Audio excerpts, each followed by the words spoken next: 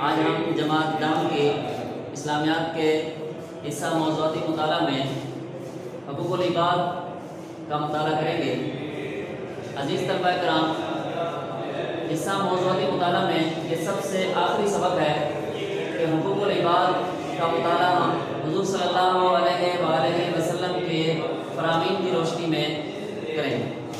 حقوق العباد جیسا کہ اپنے نام سے ظاہر ہے کہ حقوق اور العباد یہ دو لفظ ہیں۔ حقوق حق کی جمع ہے اور العباد عبد کی جمع ہے۔ اس کا مطلب ہے بندوں کے حقوق۔ انسانی معاشرے کے اندر انسان کے بہت سارے لوگوں کے ساتھ تعلقات ہوتے ہیں اور ان تعلقات کو بہتر طور پر اس وقت نبھایا جا سکتا ہے جب ہر شخص اپنی ذمہ داری کا احساس کرے گا اور دوسرے کے حق کو ادا کرنے کی کوشش کرے گا۔ تو عزیز طلبہ، ان تمام لوگوں میں جو سب سے زیادہ تعلق ایک شخص کا دوسرے سے ہوتا ہے وہ سب سے پہلے والدین کے ساتھ ہوتا ہے، پھر والدین کا اولاد کے ساتھ ہوتا ہے، اسی طرح مرد اور بیوی کا، خاوند اور بیوی کا آپس کا جو تعلق ہے یہ بھی بہت اہمیت رکھتا ہے۔ اسی طرح معاملات کو بہتر بنانے کے لیے، زندگی کے اندر حسن پیدا کرنے کے لیے انسان کو رشتہ داروں کے ساتھ تعلقات بہتر کرنے پڑتے ہیں۔ تو رشتہ داروں کے ساتھ تعلقات کس طرح نبھانے ہیں، ان کے کیا حقوق ہیں، ان کے کیا فرائض ہیں، اور اسی طرح انسان کو اپنی ضروریات کی تکمیل کے لیے کچھ لوگوں کا سہارا لینا پڑتا ہے۔ ان میں مزدور ہو گئے، ان میں غلام ہو گئے، اور معاشرے کو پرامن کرنے کے لیے وہ لوگ جو معاشرے کے اندر افراتفری پیدا کرتے ہیں ان کو گرفتار کیا جاتا ہے، جو قیدی کی صورت میں جیل کے اندر موجود ہوتے ہیں۔ ان قیدیوں کے ساتھ کیسا تعلقات کرنا ہے، اور پھر اس کے بعد انسانی معاشرے کے اندر جو سب سے زیادہ صنف نازک سمجھی جاتی ہے وہ عورت سمجھی جاتی ہے۔ تو عورتوں کے ساتھ جو تعلقات ہیں وہ کس طرح نبھانے ہیں، آپ صلی اللہ علیہ وآلہ وسلم نے اپنے آخری خطبے کے اندر ان تمام لوگوں کے حقوق کا تعین فرما دیا۔ تو سب سے پہلے ہم دیکھتے ہیں والدین کے حقوق۔ اللہ رب العزت نے والدین کے حقوق کی ادائیگی پر بہت زور دیا۔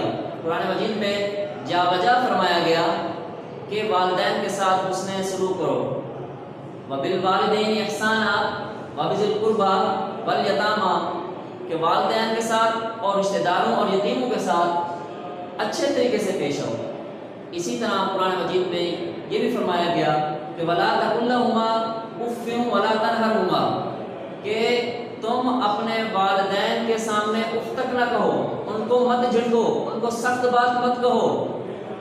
اور ہمیں نماز کے اندر ایک دعا سکھائی گئی ہے، اس کے اندر بھی ایک حصہ والدین کے لیے مخصوص کر دیا گیا کہ ربنا اغفر لی ولوالدی، کہ اے میرے رب میرے والدین کو معاف فرما، میرے والدین کی بخشش فرما۔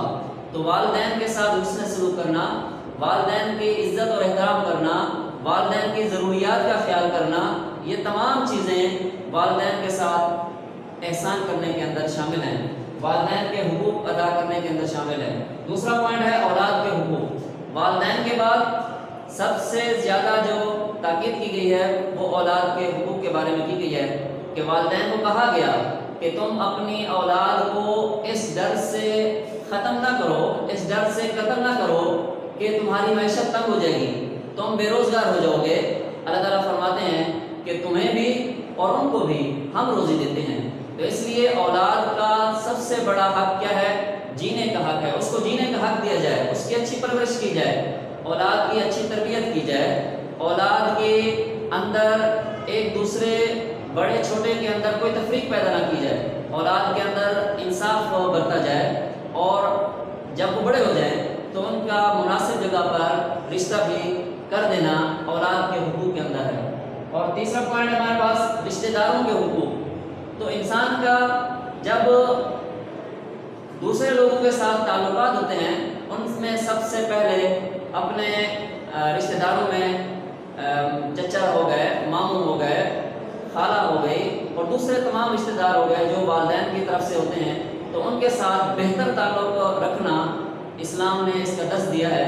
तो इसलिए इन रिश्तेदारों के साथ ताल्लुकात को बेहतर करने पर भी जोर दिया गया कि उनकी ज़रूरियात का ख्याल रखा जाए, उनके दुख और उनके गम के अंदर शरीक हुआ जाए, उनकी खुशी के अंदर शरीक हुआ जाए।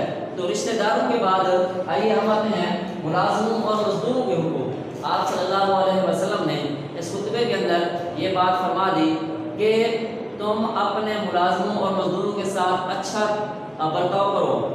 मज़दूर की मजदूरी उस वक्त अदा करो जब उसका पसीना भी खुश्क ना हुआ हो, गोया मज़दूर की मजदूरी उसका पसीना खुश्क होने से पहले अदा कर दी जाए, उन पर हद से ज़्यादा बोझ न डाला जाए। आप सल्लल्लाहु अलैहि वसल्लम के एक खादिम थे हज़रत अनस रज़ियल्लाहु ताला अन्हु। हज़रत अनस रज़ियल्लाहु ताला अन्हु फरमाते हैं कि आप सल्लल्लाहु अलैहि वसल्लम ने 10 साल तक मुझे कभी ये नहीं कहा कि अनस तूने ये काम क्यों किया और ये काम तूने क्यों ना किया। और फिर कैदियों के हुकूक के बारे में है कि आप मुआशरे को पुरअमन बनाने के लिए जिन लोगों को गिरफ्तार करते हैं उनके साथ इंसानियत वाला सलूक किया जाए, उनके साथ गैर इंसानी सलूक न किया जाए। इस्लाम ने इस चीज़ से मना किया है कि उनके खाने का अच्छा बंदोबस्त किया जाए, उनके रिहाइश का बंदोबस्त किया जाए और ख़ास तौर पर ये कि उनके साथ उनके जुर्म से ज़्यादा उनको सज़ा मत दी जाए। तो जंगी कैदियों के हुकूक की भी इस्लाम ने हमें तालीम दी है। अगला पॉइंट है हमारा औरतों के हुकूक। अजीज़ तलबा, इस्लाम के आने से पहले औरत की मुआशरे के अंदर कोई ख़ास हैसियत हासिल ना थी। वो चाहे अरब मुआशरा था, वो चाहे हिंदू मुआशरा था, वो चाहे ईसाइयत का मुआशरा था, इन तमाम मुआशरों के अंदर औरत को कोई ख़ास मकाम हासिल नहीं था। वो औरत अगर बीवी की हैसियत से हिंदू मुआशरे के अंदर रहती है, तो जैसे बीवी का खामन फौत होता उस औरत का, तो उस औरत को अपने खामन के साथ ही जला दिया जाता। तो गोया औरत का मरना मर्द के मरने के साथ मुल्हक था। इसी तरह अरब मुआशरे के अंदर बेटियों को जिंदा दरगोर कर दिया जाता और इस्लाम के आने के बाद औरत को हर हैसियत से इज्जत दी गई कि अगर औरत एक माँ की हैसियत है तो इस्लाम ने कहा कि औरत माँ की हैसियत से अगर है तो इसके पाँव के नीचे जन्नत है। अगर औरत बेटी की हैसियत से है तो इस्लाम ये कहता है कि जिस शख्स को अल्लाह ताला ने 2 बेटियां अता की और उनकी अच्छी वो परवरिश करता है, परवरिश करने के बाद मुनासिब जगह पर उनका रिश्ता कर देता है, फरमाया कि जन्नत में वो मेरे साथ इस तरह होगा जैसे ये 2 उंगलियां हैं। फरमाया कि वो जन्नत में मेरे साथ रफीक होगा। और अगर औरत एक बीवी की हैसियत से है तो इस्लाम कहता है कि तुम उनके साथ मोहब्बत से पेश आओ, तुम उनके साथ मवद्दत से पेश आओ, तुम उनके साथ रहमत से पेश आओ। वाशिरुहुन्ना बिल मारूफ, अच्छे तरीके से के साथ एक बीवी के साथ रहो। तो अगर बहन की हैसियत से है तो फरमाया तुम्हारी इज्जत है, तुम अपनी बहन का एहतराम करो। तो औरत जिस भी हैसियत से थी, इस्लाम ने हर हैसियत से उस औरत को हुकूक का तायुन किया और उसको विरासत के अंदर शरीक किया, उसको जायदाद के अंदर शरीक किया। तो औरतों के हुकूक को तायुन किए इस्लाम ने।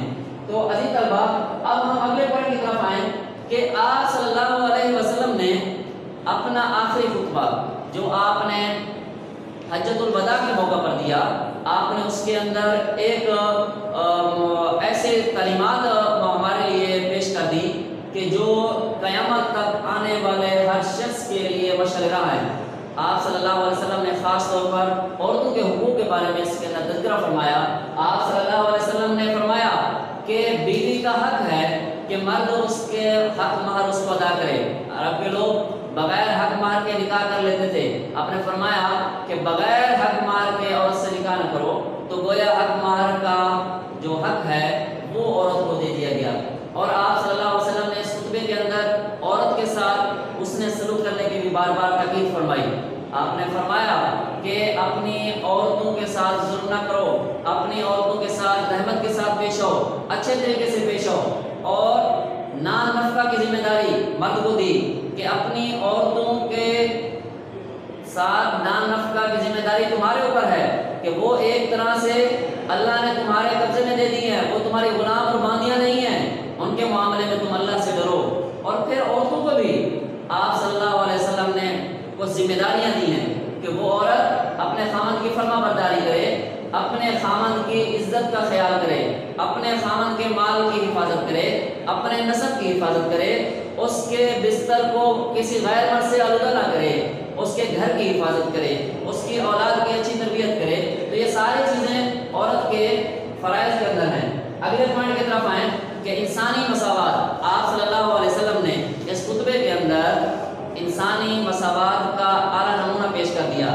آپ نے فرمایا کہ کسی کو رنگ کی بنیاد پر، کسی کو قومیت کی بنیاد پر، کسی کو وطن کی بنیاد پر کوئی فوقیت حاصل نہیں ہے۔ اگر اللہ کے یہاں کوئی معزز ہے، وہ معزز کیسے ہے؟ وہ تقویٰ کی بنیاد پر معزز ہے۔ آپ نے فرمایا کہ آدم مٹی سے بنے ہیں اور تم سب آدم کی اولاد ہو، تم میں سے کوئی کسی کے ساتھ کوئی برتری حاصل نہیں۔ تو اس لیے قانونی مساوات ہو یا سماجی مساوات ہو، اسلام نے قانونی مساوات کے اندر بھی، سماجی مساوات کے اندر بھی انسانیت کو برابر رکھا ہے۔ اس لیے کہا کہ ایک ہی صف میں کھڑے ہو گئے محمود و ایاز، نہ کوئی بندہ رہا نہ کوئی بندہ نواز۔ اور پھر لاسٹ میں ہم دیکھتے ہیں کہ حق وراثت، آپ صلی اللہ علیہ وسلم نے اس خطبے کے اندر یہ فرما دیا کہ ہر وارث کا الگ حصہ مقرر ہے، ہر وارث کا الگ حصہ جائیداد کے اندر مقرر کر دیا گیا ہے۔ اور فرمایا کہ اگر کسی نے کوئی وصیت بھی کی تو وارث کے حق میں 1/3 سے زیادہ وصیت جائز نہیں ہے۔ تو گویا خطبہ حجۃ الوداع کے اندر آپ نے عورتوں کے حقوق و فرائض کا تعین فرما دیا، آپ نے انسانی مساوات کا درس دے دیا، آپ نے وراثت کے بارے میں تفصیل سے بتا دیا۔ تو عزیز طلبہ کرام، اس آخری سبق کے اندر آپ صلی اللہ علیہ وسلم کے فرامین اور آپ صلی اللہ علیہ وسلم کے سیرت کی روشنی میں ہمیں معلوم ہو گیا کہ حقوق العباد کی ادائیگی کس قدر ضروری ہے۔ اور پھر آپ صلی اللہ علیہ وسلم کے اس فرمان میں یہ بھی واضح ہو گیا کہ خاص طور پر اس معاشرے کے اندر وہ صنف کہ جس کو عورت کہا جاتا ہے، اس کا کیا مقام حاصل ہے۔ تو ہم کوشش کریں کہ ہم آپ صلی اللہ علیہ وسلم کے ان فرامین کے اوپر عمل کرنے کی کوشش کریں اور اپنے معاشرے کو مثالی معاشرہ بنانے کی کوشش کریں۔ اللہ تعالی ہم سب کا حامی ناصر ہو۔ السلام علیکم ورحمۃ اللہ وبرکاتہ۔